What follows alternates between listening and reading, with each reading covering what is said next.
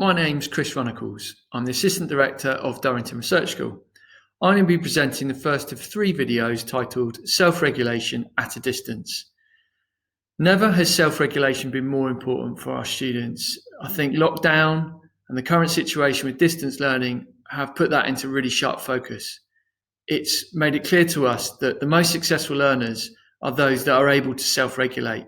Now, this is something teachers have always known, but the gap between those who can self-regulate and those that can't is becoming more and more obvious through distance learning. And we felt it was a really important time for us to give some support to teachers in trying to make their students more self-regulating learners so that that gap doesn't increase during the current lockdown situation. Now, we understand there's going to be limitations to this, and we understand that this is a far from perfect scenario where we're trying to support teacher learning from a distance, because all distance learning is tricky.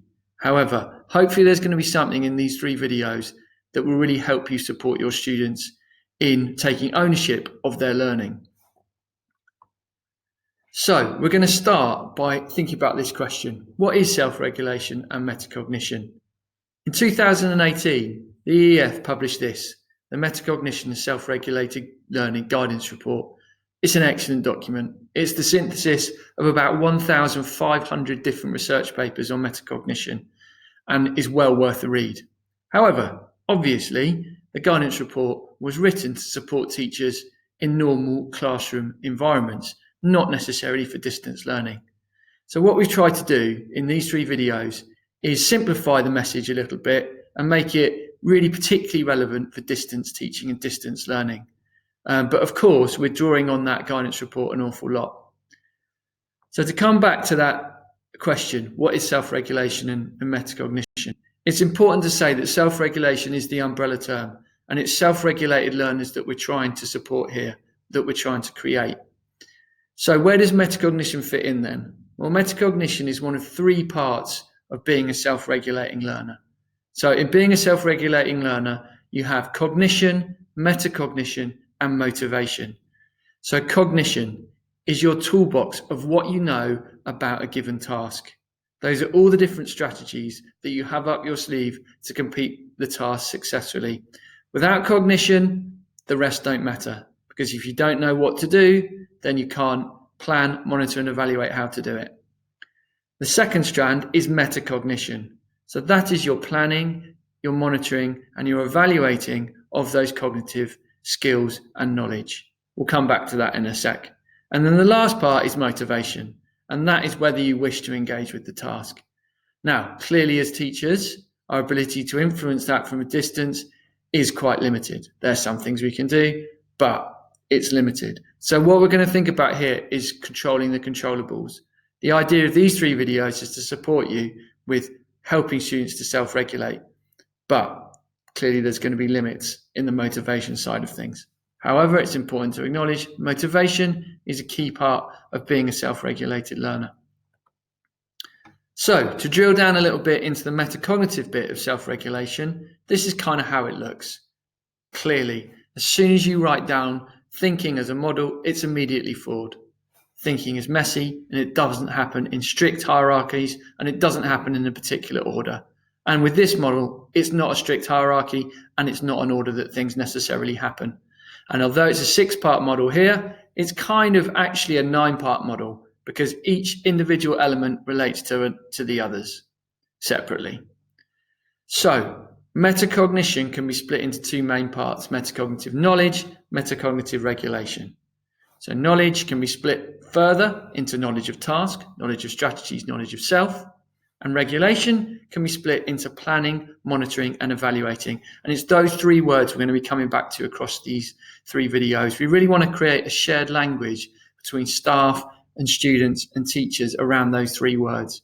If we can get our students planning more, monitoring better, and evaluating after a particular period of learning, that's going to help us all. So to try and make that real, I'm going to relate it to a roast dinner. Now, it's fine. You can insert any complex cooking process to this, any meal of your choice. I've just happened to chosen a roast dinner, but any vegan alternative, that's all fine. So If I'm approaching cooking a roast dinner, how might I be metacognitive? Well, my metacognitive knowledge would kick in. My knowledge of task. I would know what I'm trying to produce. I'd know what someone expects when you tell them that they're getting a roast dinner.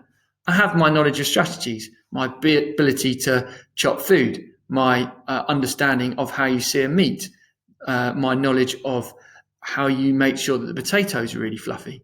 And I have knowledge of self. I know bits where I get bored. I know bits where I find it difficult or I might get stressed. And I have strategies to kind of cope with that. So my metacognitive regulation, my planning, monitoring, evaluating. So my planning, what am I doing to plan for that particular task? Are there particular websites I'm going on to find the knowledge that I need in order to do that successfully? Am I thinking, okay, is my equipment all ready? Are my knives sharp? Are my pots and pans clean? And knowledge of self. Where am I planning for those bits where I know I get distracted? How am I going to make sure I stay on task? Equally, I could relate that to monitoring and evaluating. As it's happening, am I checking in on things? Is it the right time to put the Yorkshire puddings in now, or does that have to wait for a bit? And with evaluation, am I thinking after it's all finished, did that go well? What strategies worked? What didn't? Was that the right recipe for that particular component part? Do I need to bin that and try something different in the future? So we apply metacognitive thinking in most everyday learning complex situations. We're probably just not aware that we do it. And equally, it's the same for students. Lots of students will do this, lots of students won't. If you try and describe your most successful student, you'll probably be describing some of the traits on the screen. But what the research evidence has told us is this stuff is teachable. We can help our students get better in terms of being able to plan, monitor, and evaluate. I'm going to try and relate it now to a in-school or distance learning example. So probably most of us are setting retrieval quizzes of one form or another at the moment. And I'm going to give you two example students and show you how one might be a self-regulated learner and one might not. So we have student A first of all. So student A is aware the quiz is happening and that it needs to be done. Student A follows instructions for how to complete the quiz accurately while it's happening, and they do it. They try their best, they want to do well, and they don't think about it too much afterwards once it's done. We probably teach a lot of those students. If you want to know more about how we can define students, if you look up Perkins metacognitive learners, you're going to find 4 different levels of metacognitive learners. That's not something I'm going to go into in this particular video, but it's a really useful framework for defining what stage students are at in terms of being a metacognitive learner. Student B, before the quiz, thinks about the revision strategies that have worked best in the past and uses those strategies. When practicing, thinks about which parts of the topic they're confident with and which they're struggling to remember. During the quiz, they think about whether it's going well or whether it's going badly. And then afterwards, they think about which parts of the topic they need to review. So, student B clearly is our self-regulating learner. And those are the students that are going to be most successful in distance learning because they're really taking ownership of their own learning processes. Metacognition, self-regulated learning is very much about what students do. It's not really about a new tactic for teachers. However, in order for the students to display these traits, we have to have a different approach and we have to teach them explicitly. And that's why, obviously, we need to think about our role in this as teachers. But fundamentally, we must always remember that this is about what the student does. So, to come back to this model, how can we improve in these areas? This is complicated, and at Durrington, we run a 3-day training program around metacognition where we have a lot of interaction and we run through things, and clearly we haven't got the capacity to do that at the moment. So as I said at the start, what we're going to try and do is simplify this a little bit and really funnel it down to some key ideas. So what we want to do is we want to get that shared language around metacognitive regulation, about planning, monitoring, and evaluating. So just to go into a little bit more detail about what I really mean about those 3 terms in this particular context. So with planning, it's about whether we think about the goal of our learning, consider how we'll approach the task. So with that quiz, knowing that it's coming up, what's going on with those students in preparation for that? Is it just a case of, okay, I know that's going to happen, I'll forget about it until it does? Or is it a case of, okay, I know that's going to happen, how am I getting ready to make myself as successful as possible? That might be for a quiz, but it might be for any distance learning. It might be for a particular lesson. And we want to teach our students how to do that. With monitoring, it's thinking about the task as it's happening. How's this going? Am I finding this difficult? Am I finding this easy? Am I finding this more difficult than something I did previously? Why might that be? It's really asking those questions, making those assessments, and making the minute changes as a result of the answers that we find. And then lastly, evaluating. We think about the effectiveness of our plan and our learning. Do we judge how well it went? Do we think about it at all after it's finished? And are we making adaptations so that the next time we put ourselves in a similar position, we don't make the same mistakes again? That's what we mean by planning, monitoring, and evaluating. Now, in terms of the practicalities of how we can actually ensure our students get better at that, that's going to be addressed in the 2 subsequent videos to this one.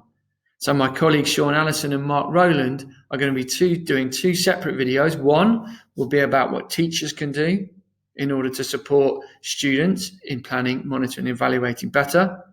And the other video will be about the student behaviours, what we want to see from the students in terms of planning, monitoring, evaluating. And we're going to make sure we try and put in as many practical examples of that as possible. Now, to support this further, the EF have produced some really, really good resources in general about distance learning. If you go onto their website and look for the COVID-19 tab, you'll find all kinds of things. One of the things they've done is this, the home learning approaches planning framework. What this gives you is a kind of step-by-step framework for how you might plan a particular learning process or a particular lesson that you want to teach in order to exploit the benefits of being self-regulated metacognitive learners. In general terms, I think it's really, really important that we think about how we can close that gap between our students that are already really successful self-regulating learners and those that aren't exhibiting those particular traits. We'll already be recognizing it in the cohorts and the classes we teach. If we can get that shared language of planning, monitoring, and evaluating more commonly used, and we can address that in each phase of teaching that we approach, undoubtedly that's going to support us as teachers, but most importantly, our students, as we all grapple with what is an undoubtedly difficult time. Best of luck with it, and hope you found something useful.